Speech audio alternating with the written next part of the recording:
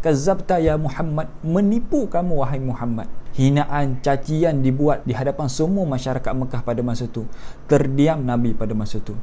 Terdiam Nabi, terdiam para sahabat pada masa itu. Assalamualaikum warahmatullahi wabarakatuh. Okay, hari ini saya nak kongsikan kepada anda semua kisah Abu Lahab, yang mana Abu Lahab ni merupakan ayah saudara kepada Nabi SAW. Jangan tertukar pula dengan Abu Jahal. Okay? Abu Lahab ayah saudara Nabi SAW. Dia merupakan adik-beradik tiri kepada ayah Nabi Abdullah bin Abdul Muttalib. Jadi dalam ramai-ramai adik-beradik ayah Nabi SAW, ayah Nabi lah yang paling handsome, paling lawa, akhlak paling baik. Ramai dalam kalangan masyarakat Mekah yang memang suka kepada ayah Nabi SAW. Saking eloknya akhlaknya, saking baik perangai dia, menyebabkan orang senang dengan perwatakan ayah kepada Nabi SAW. Jadi ketika mana kelahiran Nabi SAW,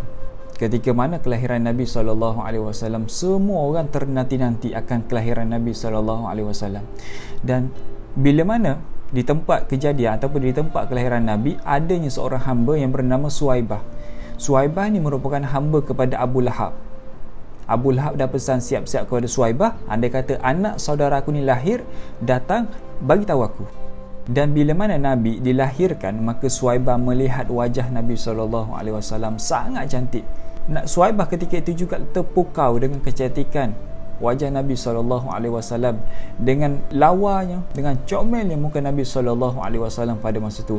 Maka segera Suwaibah pergi ke rumah Abu Lahab, tuan dia, untuk beritakan, untuk bagi tahu yang kelahiran Muhammad SAW. Dan bila mana sampai dekat rumah Abu Lahab ataupun Abu Uzza, ada kata Abu Uzza ataupun Abu Lahab, orang yang sama. Bila mana sampai dekat rumah Abu Lahab, wahai tuan aku Abu Lahab, sesungguhnya anak saudara kamu yang kamu nanti-nantikan telah pun dilahirkan. Maka kata Abu Lahab, lelaki ke perempuan? Maka jawab Suwaibah, lelaki. Kenapa Abu Lahab ni tanya lelaki ataupun perempuan? Kerana andai kata bayi itu bayi perempuan, maka akan ditanam hidup-hidup. Tetapi kalau bayi itu lelaki, memang akan jadi kebanggaan tambah-tambah Abu Lahab. Okey, jadi Abu Lahab sangat suka, sangat happy Abu Lahab pada masa itu. Disebabkan itulah Abu Lahab kata kepada Suwaibah, wahai Suwaibah, disebabkan kamu datangkan kepada aku satu berita yang sangat gembira, menggembirakan hati aku, menyenangkan hati aku, maka aku merdekakan kamu wahai Suwaibah. Disebabkan kelahiran Nabi, dia memerdekakan Suwaibah. Itu di antara kegembiraan sambutan Abu Lahab dengan kelahiran baginda SAW. Abu Lahab ni antara salah satu figure yang menentang Nabi sampailah riwayat hidup dia habis. Bayangkan satu hari Allah Subhanahu Wa Taala mengarahkan Nabi supaya berdakwah secara terbuka. Kerana sebelum itu Nabi berdakwah secara rahsia. Berdakwah kepada orang terdekat, kepada ahli keluarga terdekat, kawan-kawan terdekat. Tapi satu hari Allah perintahkan Nabi SAW untuk dakwah secara terbuka kepada orang ramai. Maka satu pagi Nabi naik atas satu bukit, Nabi kumpulkan semua penduduk Mekah. Datanglah mereka ramai-ramai nak mendengar apa yang Muhammad nak bagi tahu. Kerana pada masa itu memang mereka sangat percaya kepada Nabi kita SAW. Apa kata Nabi ketika mana semua penduduk Mekah kumpul? Kata Nabi, apa pandangan kalian? Tengok, Nabi nak tanya pandangan kalian dulu. Apa pandangan kalian kalau aku mengatakan yang musuh kita tengah bersiap sedia nak menyerang kita, adakah anda percaya? Maka semua penduduk Mekah yang mendengar kata Nabi, kata mereka, aku percaya wahai Muhammad.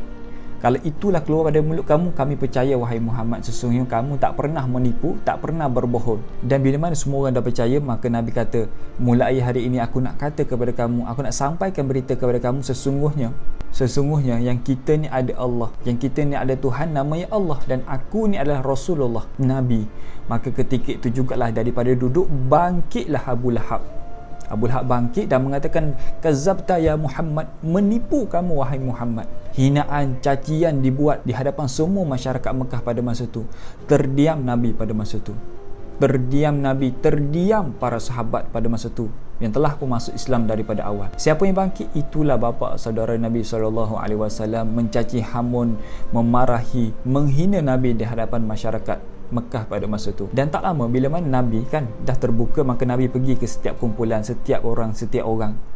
Tapi apa Abu Lahab buat? Abu Lahab ekori daripada belakang.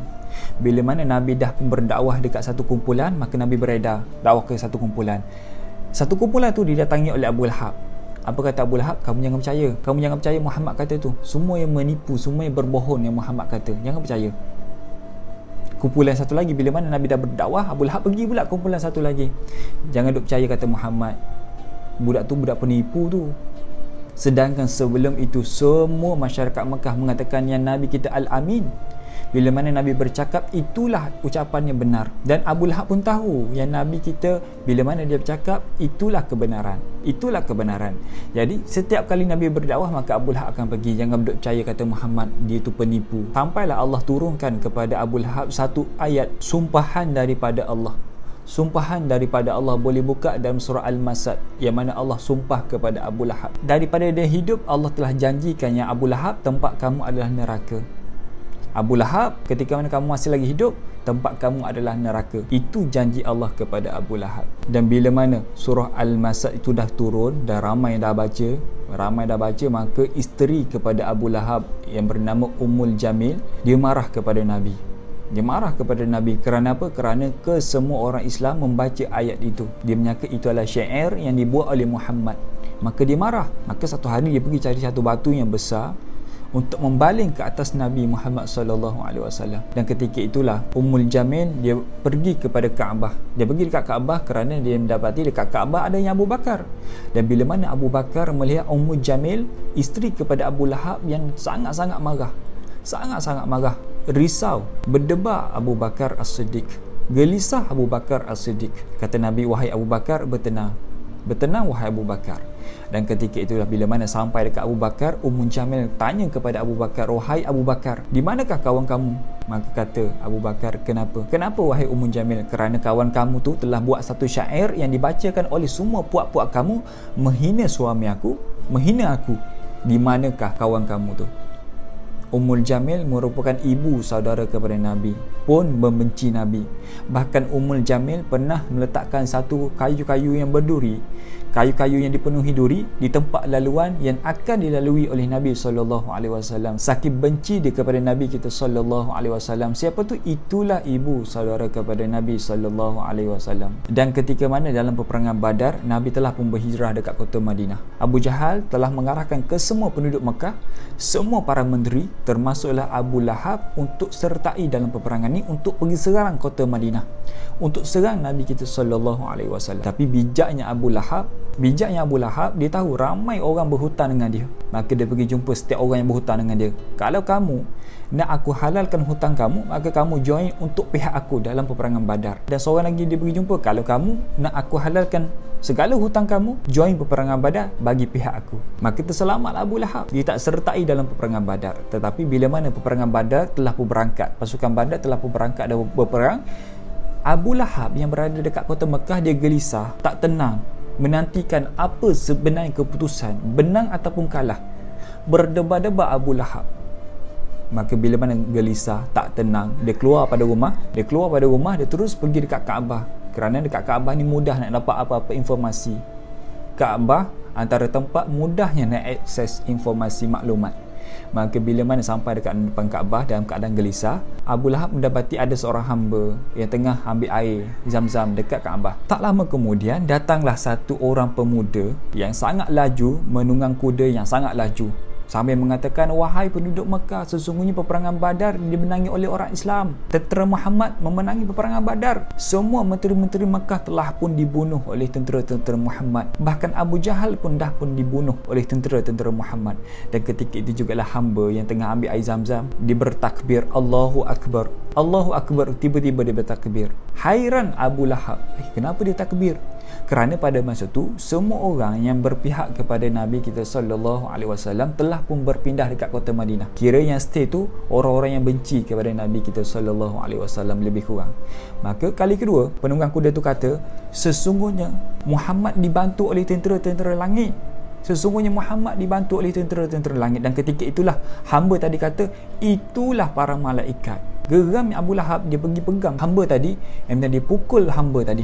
Dan ketika itu jugalah Abu Lahab dipukul dengan kuat dekat kepala sampailah berdarah, dan dia terus balik ke rumah disebabkan kesakitan dan darah tak berhenti turun. Maka sampai dekat rumah, darah dia tak berhenti mengalir, menyebabkan sangat-sangat busuk, menanah dan sebagainya, menyebabkan kesemua ahli keluarga dan anak-anak Abu Lahab keluar daripada rumah. Sebab apa? Sebab tak tahan dengan kebusukan sakitnya Abu Lahab dan ditakuti sakit itu berjangkit. Maka bila mana dah keluar dan tinggal Abu Lahab seorang-seorang dalam rumah tu, maka matilah Abu Lahab dengan kehinaan. Matilah Abu Lahab dalam kehinaan, dalam kesakitan seorang-seorang. Dan bila mana dah mati Abu Lahab, maka adalah dalam kalangan masyarakat yang mencadangkan, yang sarankan kepada ahli keluarga untuk membuang mayat Abu Lahab disebabkan busuk sangat. Apa mereka buat? Anak-anak Abu Lahab dia ambil kayu-kayu galah yang panjang and then dipegang mayat Abu Lahab hujung-hujung, seorang-seorang pegang, and then dibawa mayat Abu Lahab dicampak dekat padang pasir, seperti mana itulah dibuat kepada Bilal bin Rabah, seperti mana itulah dibuat kepada para hamba-hamba yang sebelum ni, seperti mana itulah hina hamba-hamba sebelum ni dekat padang pasir. Itulah yang berlaku kepada Abu Lahab, mati dalam keadaan kehinaan, dilempar dekat padang pasir. Yang pasir itulah yang telah dihina sebelum ni, yang telah diseksa masyarakat Islam sebelum ni, dan terjadi kepada Abu Lahab sendiri. Jadi itu di antara kisah Abu Lahab yang kita boleh belajar banyak kisah sebenarnya. Di antara orang yang sangat benci pada awal, dialah orang yang meraihkan, yang sangat gembira dengan kelahiran Nabi, dan dia jugalah menjadi orang yang sangat benci dengan dakwah Nabi SAW.